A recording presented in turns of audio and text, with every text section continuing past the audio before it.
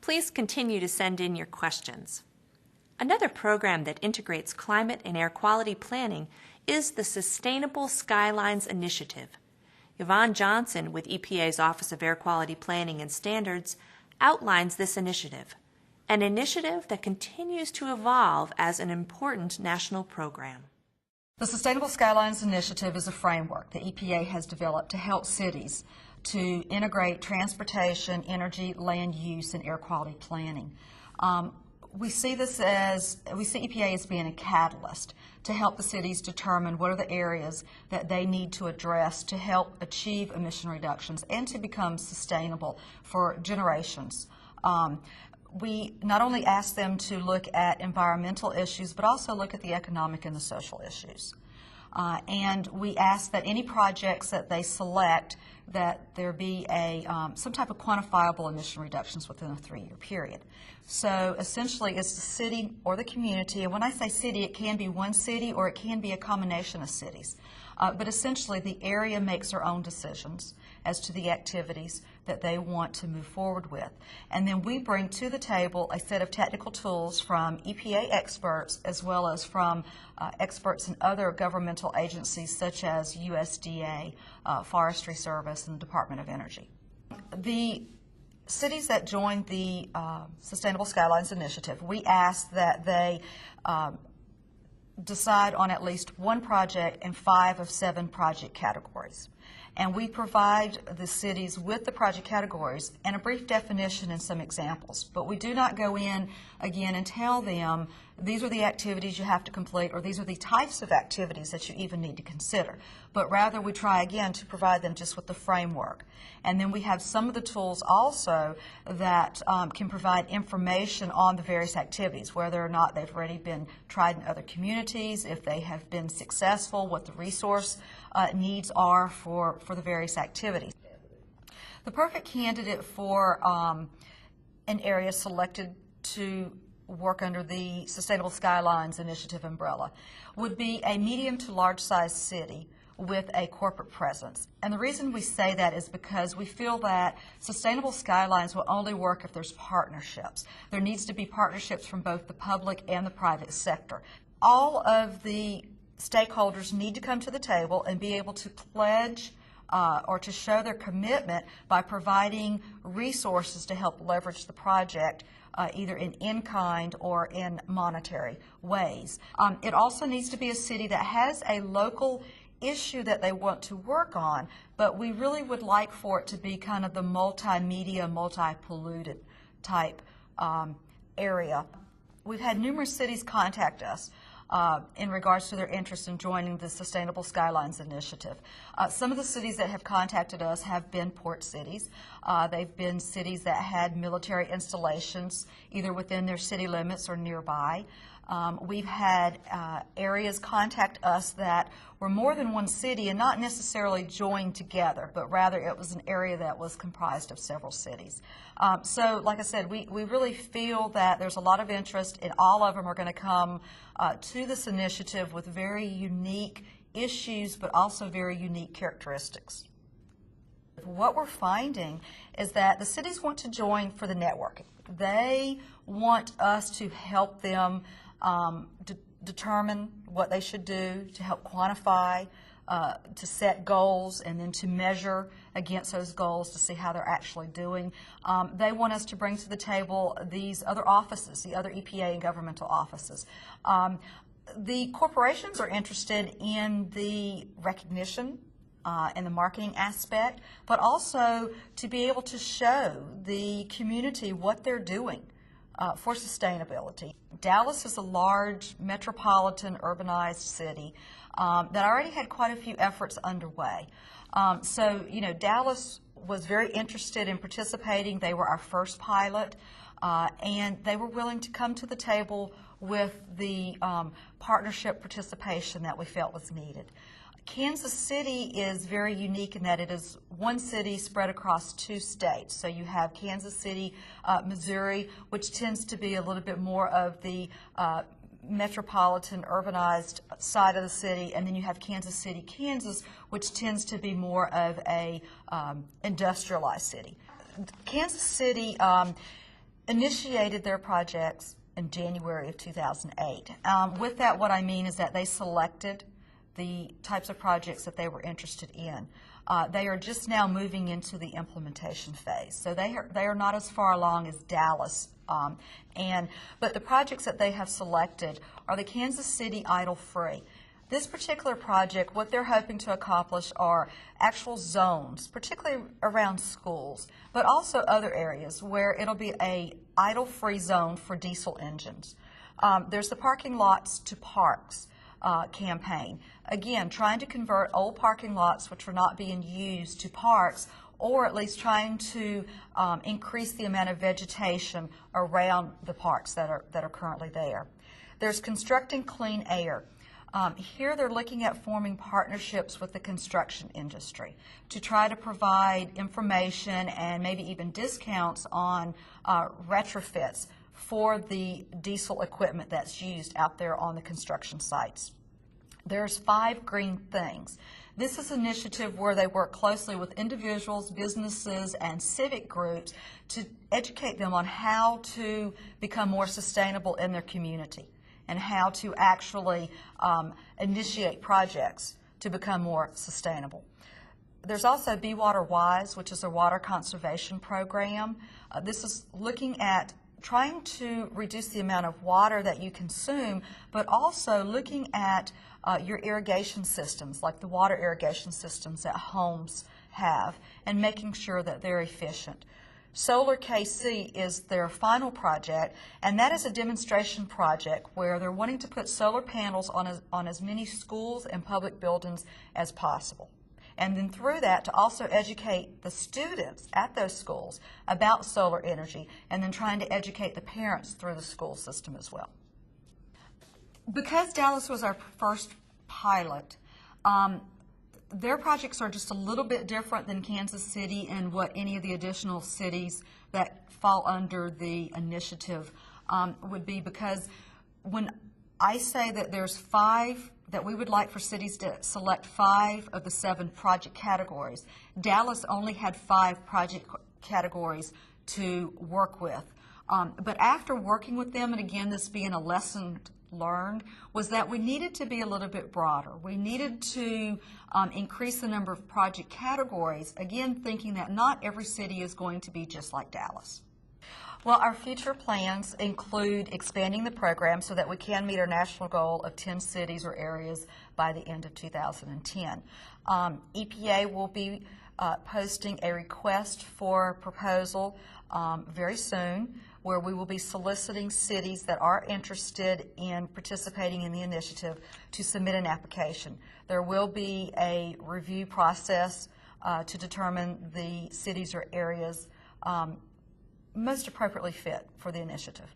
But with that, you know, not only will just the cities be selected to join the initiative, but we're also putting together this whole toolbox based on the lessons learned from our pilot projects like Dallas. What we're hoping is to put together resources, connections, links to other offices, to other cities and states which have already done some of these sustainable projects.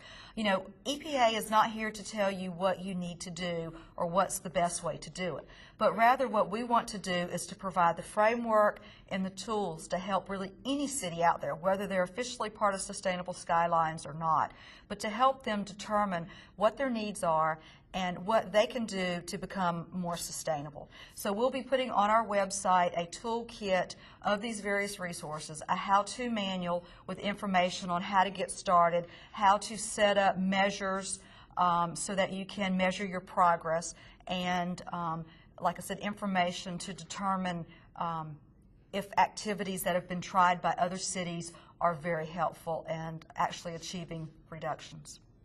From Kansas to Dallas, our next segment highlights a community that has already seen the benefits from the Sustainable Skylines Initiative. Dallas began their Sustainable Skylines Initiative in 2006. As we were filming this broadcast, we were really impressed with how many people wanted to share their stories about the Sustainable Skylines Initiative. And this included elected officials, regional planners, and corporate partners. Let's go now and see what they had to say.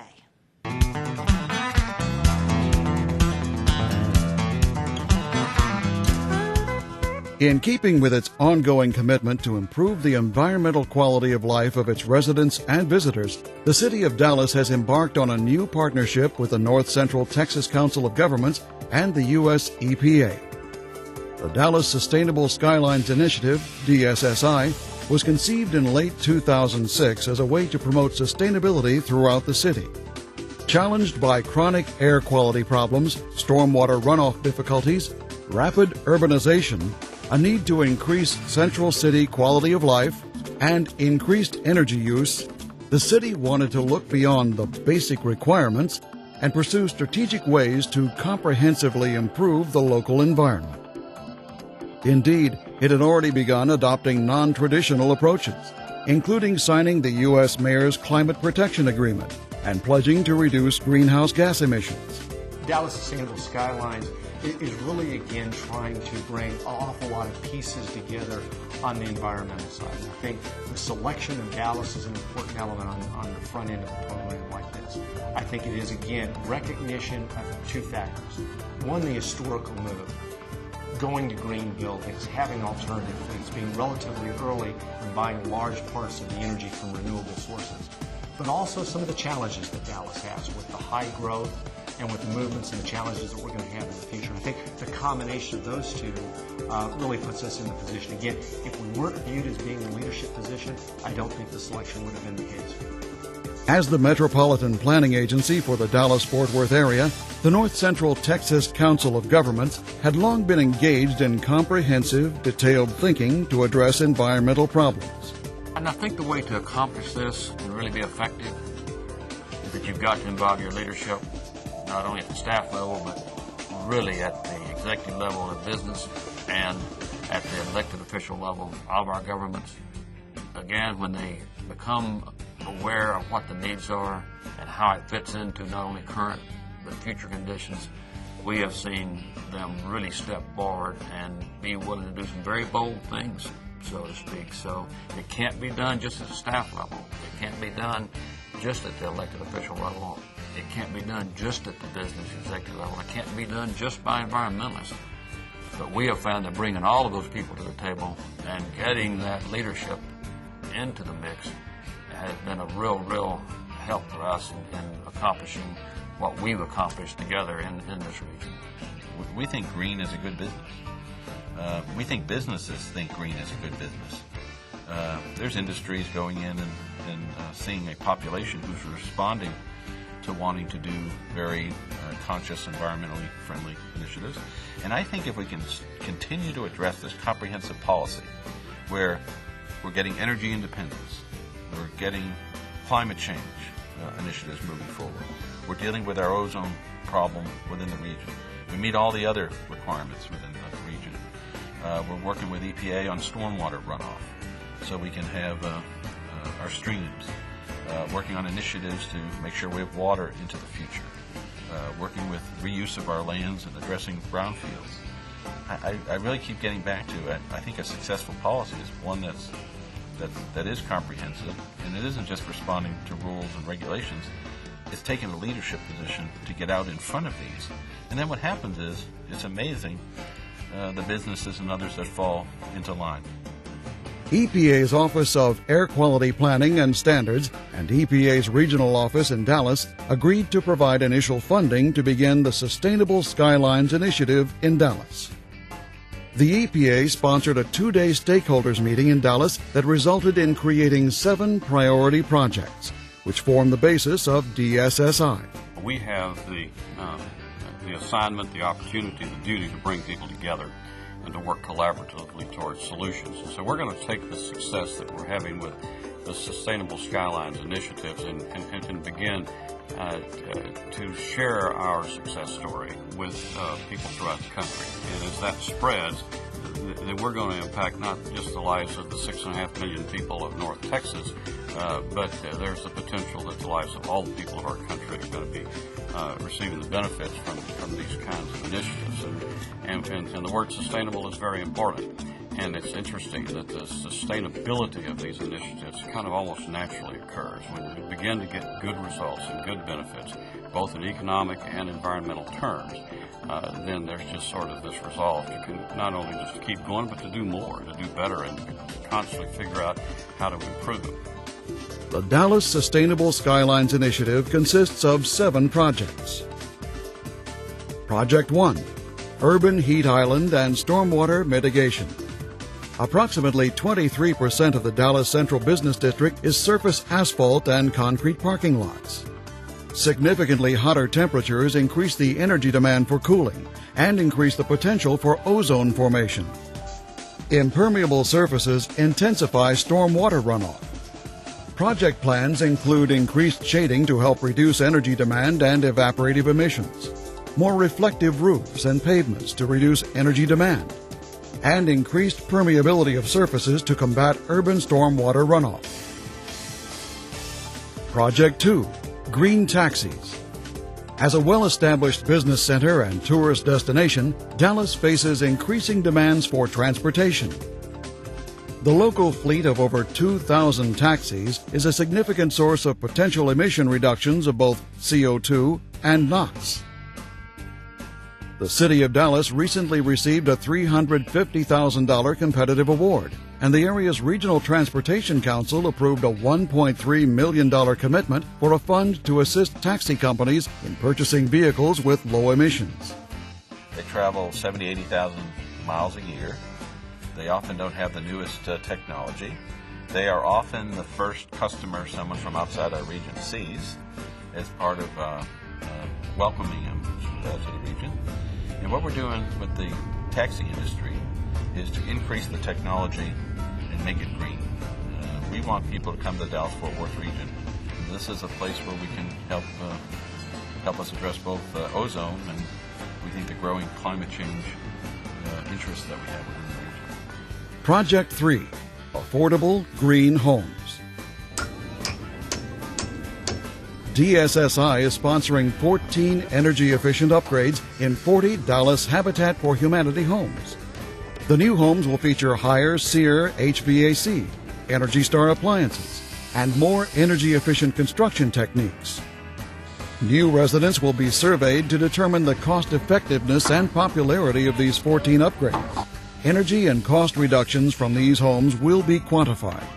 We're very proud to be using some of the innovative green building techniques in the Fraser Courtyard development, and primarily, we're using this as a pilot program and determining which of the green building techniques are really working well for us, both in terms of cost effectiveness, feasibility to put in, and use from our families. We hope to be able to learn from this and really adjust all of our building practices going forward based on the knowledge that we gain as a result of bringing up to the LEED standard for this project.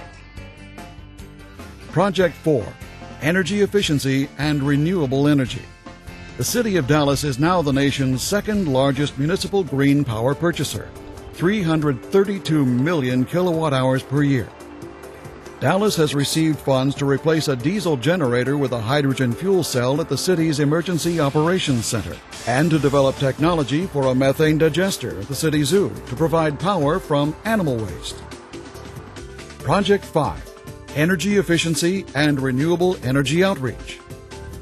This project's goals include reducing energy usage through the development and implementation of workshops and various outreach efforts to promote renewable energy and energy efficiency. The project will focus on 2 different sectors: large retail companies and schools. Well, I think it's important for companies to partner with outside groups, and of course EPA has been a great partner to us. And JCPenney was lucky enough to get the first 4 stores certified in October of 2007. We've been actively involved in the Energy Star program. We're also very involved in the EPA SmartWay program, and we see the Sustainable Skylines initiative as just another way in which we can partner, in this particular case, with not only the EPA, but also the City of Dallas and other governmental organizations in this area. And then, it expands out from there. The communities that you are working in and setting up business in, it's important to them to know that as we're building a new store, for example, that that the community knows that JCPenney is going to come in and operate in an environmentally responsive manner.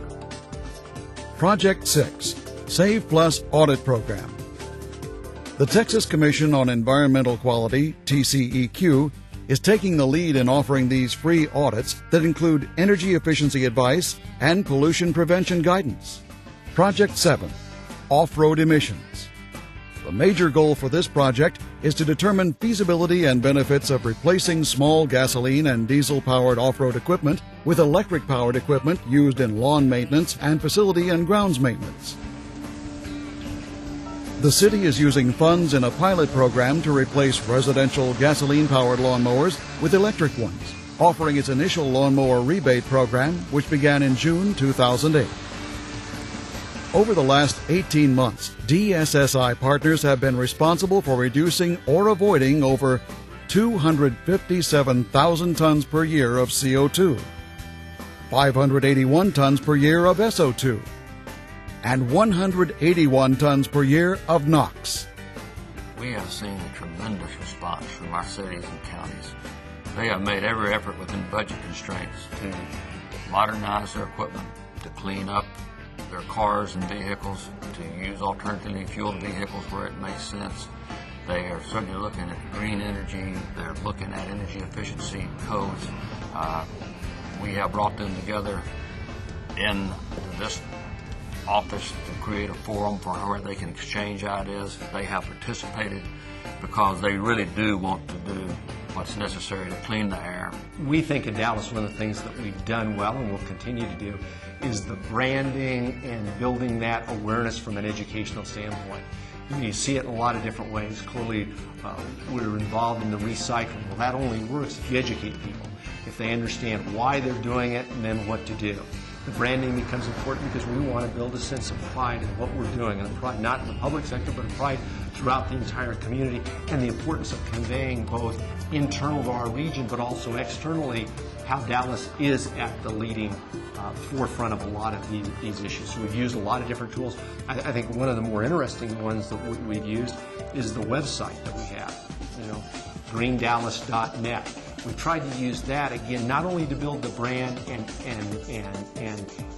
build that understanding, but also from an educational standpoint. One of the great things about that website is it allows us to communicate, and again, on a level of what people can do this morning, not long-term into the future from a public policy standpoint, but what people can do today on a lot of those environmental issues. And again, we think that generates a lot of benefit for us, not only because we're doing the right thing, but when outside people looking to move or businesses looking to move to Dallas, we think we're positioning Dallas exactly where the world is going to go.